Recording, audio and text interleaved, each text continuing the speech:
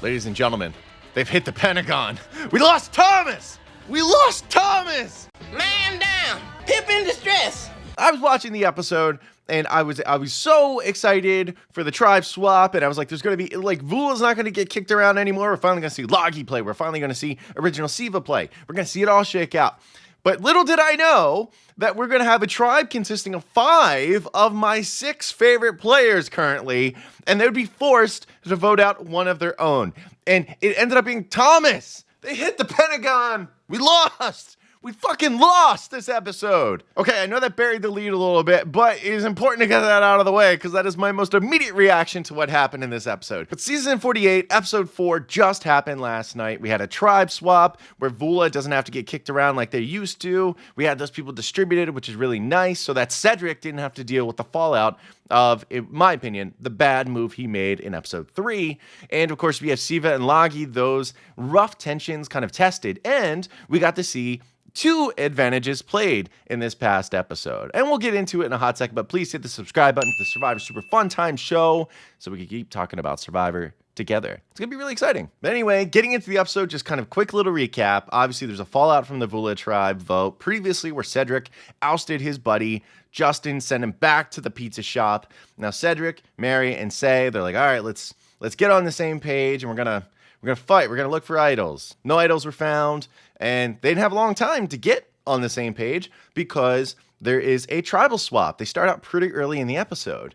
They show up. Jeff Probst says, all right, let's drop your buffs. And they do. The tribe switch actually ended up being pretty good. Usually there's a lot of times where like one tribe completely dominates in another one, and there's not a lot of variety, especially when a tribe like Vula is missing 3 people going into it. Now the tribes are pretty much all even for the most part, and there was a great distribution.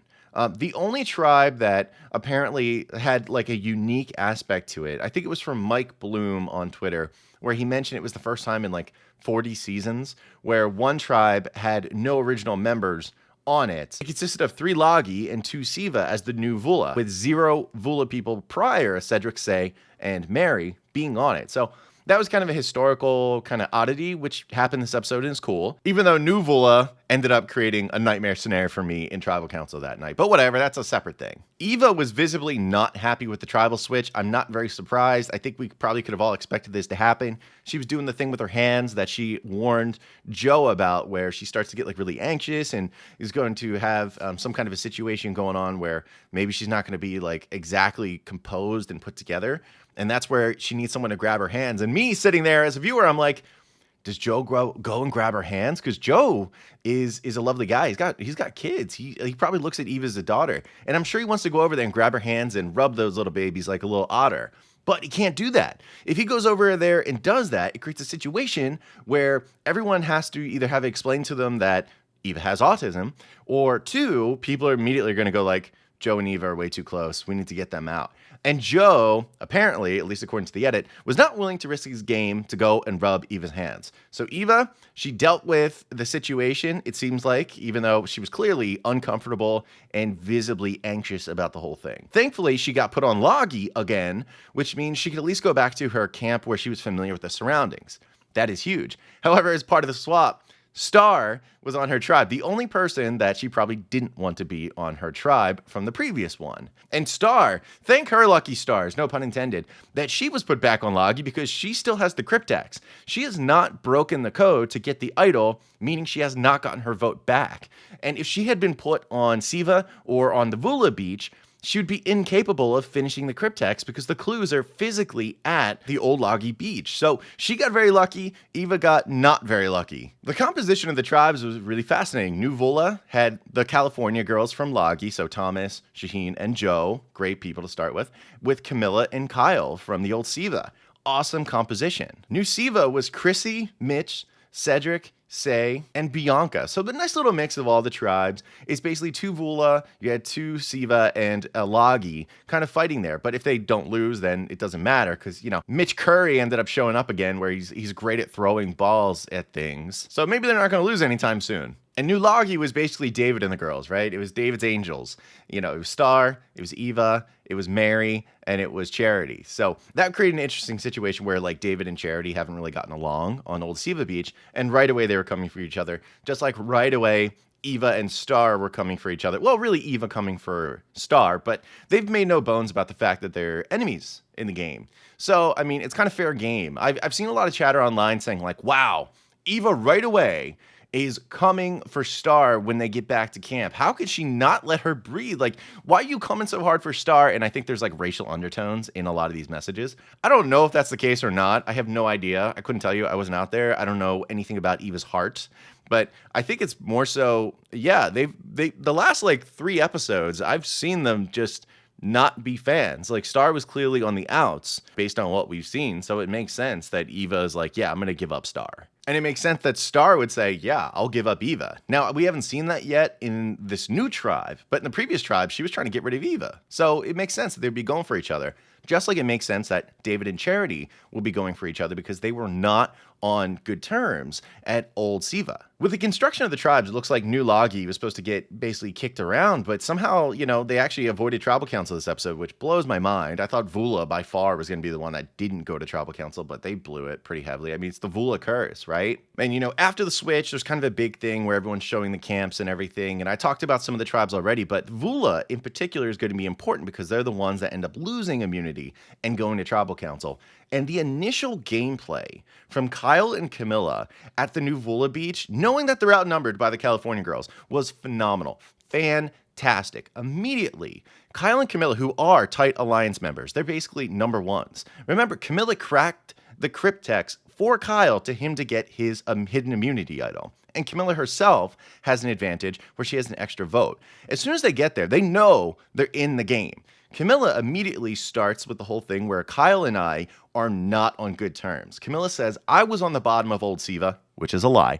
And she wants to point out that we are not in good terms. And the California girls from the Old Logie should not really be that worried about them teaming up and voting as a unit. And what was also interesting is there was the journey that Mitch went on and Thomas went on, who is now Camilla's new tribe mate. Camilla thought she would start talking about the journey and see if the information matches up. And according to the California girls, Shaheen in particular, said that, oh, Thomas saw a big like maze puzzle slide thing and he could go up to it and risk his vote. And Thomas said he chose not to risk his vote.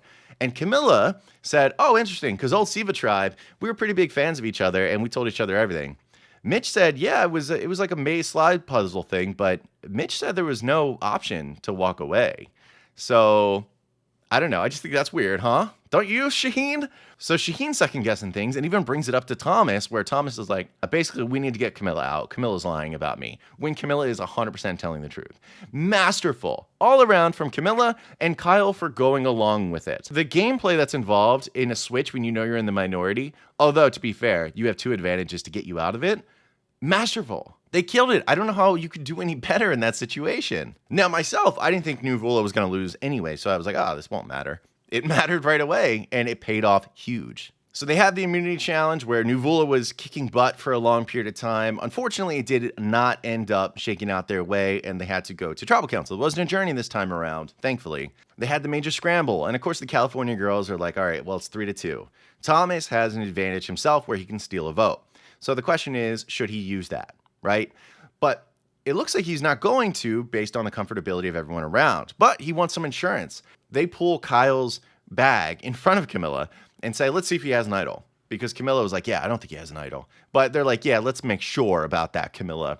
And they pop it open. Shaheen's digging through and he doesn't find the idol. But Camilla confirms with Kyle, the idol was in there. The idol was in that bag. Shaheen just was not willing to dig deep, like Jeff Probst would say. So he didn't find it. And that would end up being probably their doom. But ahead of Tribal Council, Camilla gives her extra vote to Kyle. And the question is he going to use it? Or are they even going to use the idol at all? Which obviously they have to. They have to guess right. And otherwise, it's going to be a 3-2. Because any revote is going to end up being where the California girls vote together. So that Tribal, they do the talk. You know, Camilla and Kyle keep the act up where they say, like, listen, we respect each other, but obviously we know it's us versus each other tonight. It's not going to work out where we're both going to be here tomorrow. it is what it is. They go to vote, and it was actually an interesting point where Kyle looked like he pulled out the extra vote and put it on the voting stand.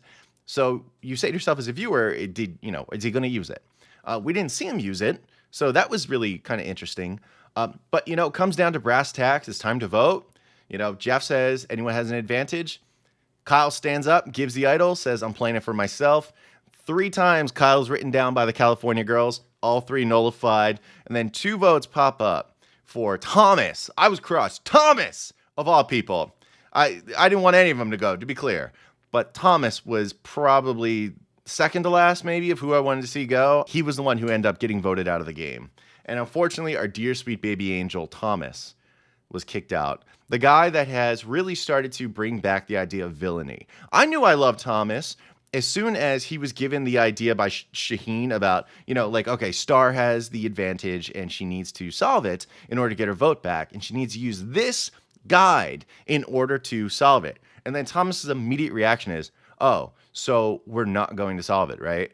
And Shaheen's like, what? He's like, yeah, what if we just lost this? Then that means she has no vote and she's not getting an idol. And Shaheen's brain is like, I can't handle that level of villainy. And Thomas didn't even hesitate. It was second nature. It was like breathing to this man.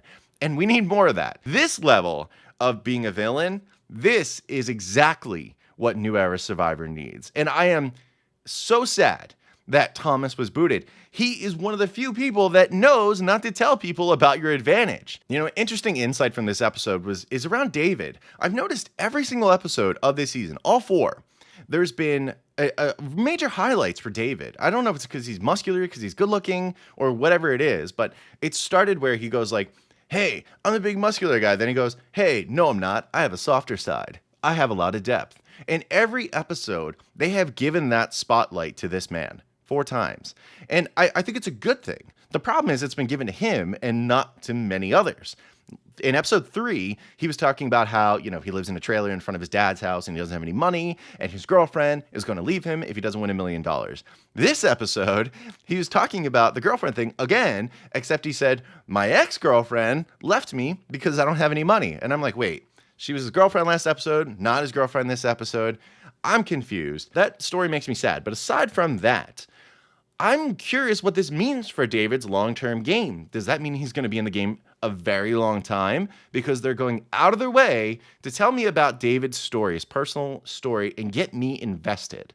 Or does that mean he's going literally next episode so that they can get his backstory out? They want us to know, you should love David, but he doesn't have that long, so we're going to jam it in the beginning of the season. Maybe that's the case. I can't imagine he would win the game. I'm not sure what his long-term story will be. Because if he's not going to win, then telling me about the $1 million is not a good heroic story. Instead, if he gets kicked out early, it's a fantastic, tragic story, letting the viewers know this guy needed that $1 million. Love was on the line. The future children of himself and his ex, maybe, is on the line by winning the game, and he blew it. He tanked it. So you should feel sorry for him, and we should rake in the dollars. And that's what I'm thinking is what's happening, but I don't know. David admittedly has perplexed me a little bit. An additional bonus piece of conversation about the vote, even though we only saw 2 votes against Thomas where Jeff Probst said that's enough, it seems that according to Dalton Ross, online big reporter, talks about this stuff all the time, has inside information, he says he's confirmed that Kyle indeed did use that extra vote of Camilla's on Thomas, which means there were 3 votes for Thomas in that urn. That means Kyle lost his idol and Camilla no longer has the extra vote, which that's great. They wanted to ensure that they were not going to be in the minority and this was going to work. I think that was a great idea. And as we learned from Survivor 46, when people know you have these advantages, then people start to target you. And that's really important to get that out of the way. So Camilla dumping her extra vote, actually super crucial. Like Survivor 46, for example, you think of the journey that Tevin was on with Jelinski and Maria. All right. So Jelinski obviously got nothing. He got a little finessed in that situation. But Maria had an extra vote and she burned it during the gem vote in the pre-merge, which ended up being huge because people weren't looking at Maria right away as someone with an advantage. However, Tevin, come merge time, everyone would casually bring up, well, Tevin has an extra vote. And the further you get in the game, the more power that extra vote has. So people want to start targeting that person, and that's one of the reasons why Tevin went. So actually kind of a masterful move in 100% at 360 degree from Camilla in order to burn that Beware advantage. And now there's room for another idol that they can look for. This is going to be a free and clear idol where they could just go and look for it in the woods. And we'll see exactly, where it is. It'll be really exciting to see a nice little chase. I love it. Overall, awesome episode. I'm crushed that Thomas was kicked out of the game. One of my absolute favorite. For season 50 or a new era All-Stars or something like that, get Thomas on. If you can get Thomas. The guy has a sweet life. He's a nice, funny guy. He knows Chappell Roan and Olivia Rodrigo, so he's already a winner in life. He doesn't need Survivor, but this guy's bloodthirsty. He wants to go out there and prove that he's better than other people, because he is. And I can't wait to see him back again. Let me know what you thought of the episode and if you were as crushed as I was. New Vula is a great tribe. If they just had Mary on it, literally they would have every one of my favorite players of the current season 48. And I'm excited to see how the rest of it shakes out. I don't expect them to lose again. I expect one of the other tribes, maybe Siva, to lose this next go around. And it'd be nice to spread the wealth, because Vula going to tribal council is crazy. There's still like 6 people who haven't gone to tribal yet this season. Nuts. But that's going to do it. Hope you have an amazing day, everyone. You take care. Goodbye.